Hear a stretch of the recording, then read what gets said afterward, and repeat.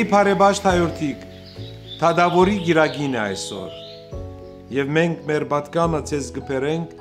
Ղուկասու ավետարանի 18-րդ գլուխեն առաջին համարը, որպես հոգևոր հացը օրվա։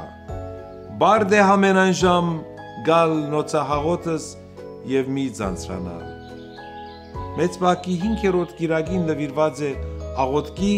կարգապահության և հարատևության գաղափարին, որովհետև աղոթքը գարդյունավորվի,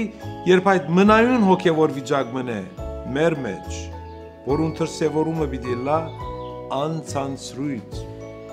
Քրիստոս մշտապես աղոթեց և իր աշակերտներուն առաջնորդեց աղոթքի կյանքի։ Վարդապետի աղոթանվեր կյանքը դարձավ մտադիպարը իր աշակերտներուն և նույնը նաև մեզի համար։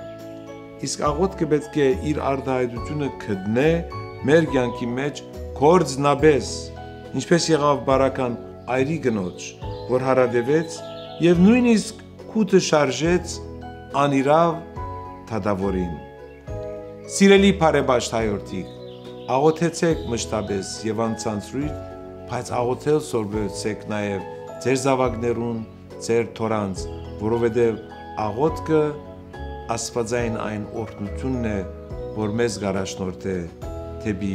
հավիտենականություն։ Ամեն։